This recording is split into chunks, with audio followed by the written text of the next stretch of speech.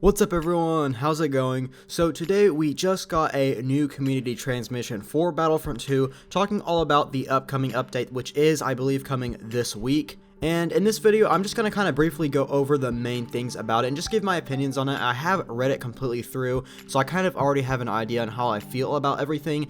But there are some pretty cool stuff about this transmission, my favorite part being all the new reinforcement appearances, and to my surprise we are actually going to be getting 10 of them. I was thinking around maybe 4, maybe 5 of them, but yeah, he said that we are getting 10 of them and we know 9 of them out of the 10. So we start off with the ARC Troopers, and these ones are definitely by far my favorite ones that they have created.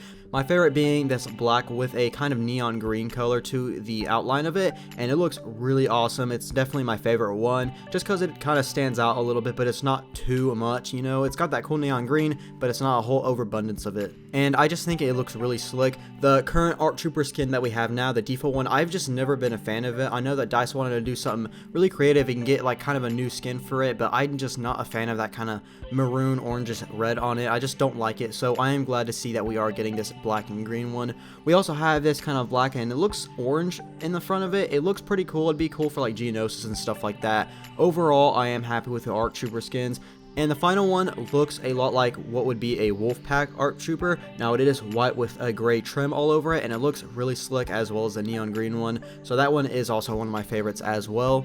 Now as we go on to the Commando Droids, these are pretty cool as well. They're not really too crazy. I do really like the training one, as well as the gray and white one. Like I said, it's nothing too crazy about them, but they are pretty cool as well. Now finally we get to the big one that everyone's been talking about, and that is the Clone Commando skins. Now I just gotta say, I am definitely kind of disappointed about these. I was hoping for some more, like maybe a matte black one is something that a lot of people, including myself, really wanted. Now we did get this kind of real dark one, but this is actually for like a jungle look where it's kind of a camouflage one. It looks pretty cool as well. And then we get the second one, which is white and kind of a tan and like a light green. I'm not really a huge fan of that one. I have seen people say they do like it, but personally it's just not to my taste. But overall, I am hoping that we still get some more Commando skins, which I'm sure we will sometime in the future. Like I said, a matte black one is probably one of my top requests right now. So those are the skins. Now I'm going to be talking about some other patch update things and stuff. Some of these are really cool. Now the first one is actually talking about some UI updates, which have been heavily requested, especially by me. I am one of those who like to have my heads-up display super clean and not have too much going on at once. And luckily DICE has listened to our feedback to an extent and actually gave us a lot of options to turn certain things on and off.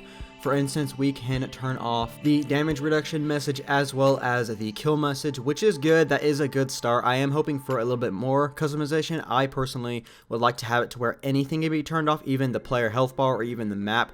I think that would be great because personally I am the one who likes the only thing on my heads up display to be like the crosshair, maybe my ammo if it's a game like that. But overall I like it super clean. But like I said, this is a pretty good start and I am happy with it. And one more thing with the damage reduction message, they did make it to where it is a lot smaller now, as well as less transparent. So basically if an enemy is a lot farther away than you, so it's kind of hard to see them, that damage reduction is not going to cover up half the screen like it would now. So I am glad to see that happen. So basically the farther away they are, the smaller it will get, which I still think is a good change, but honestly I still don't think that is a necessary icon to be on the screen. And then one kind of smaller thing is that they actually gave command posts names for it. So during all the 3 modes that we have command posts on, it said that they have been given names that will be shown during the contextual spawn screen and where the heads up display icon is in focus. So that's pretty cool. I don't really know what they mean by that, but hey, whenever the update comes out, we will know. And finally, they did talk about a lot of hero changes that they're going to be making. I'm not going to be going over all of them because there's pretty much one for almost every hero. I'm just going to be going over the main ones that stand out to me the most. The first one being for General Grievous, and they finally did change the stamina reduction of the Sith train card from 40% to 25%. I still think it needs to be at 0 because if you look at Anakin, he also has a card where he deals more damage with his lightsaber, but he has no counter for that. He doesn't take any stamina reduction at all, so I think General Grievous needs to have the same. And next up, let's look at Darth Vader. Now, we all remember how they took away the damage reduction for his Force Choke ability. People were really upset about that. I always thought he needed about 60 to 75% of it, but they finally brought it back up to a 25% damage reduction, I still don't think that is enough, but it is a good start. I guess they're just testing out to see how it goes, because whenever you're in that animation, you're super vulnerable and there's nothing you can really do. I still think they need to make it how it was in Battlefront 2015, where once you do the ability, you can still run around with your lightsaber and throw it and all that good stuff.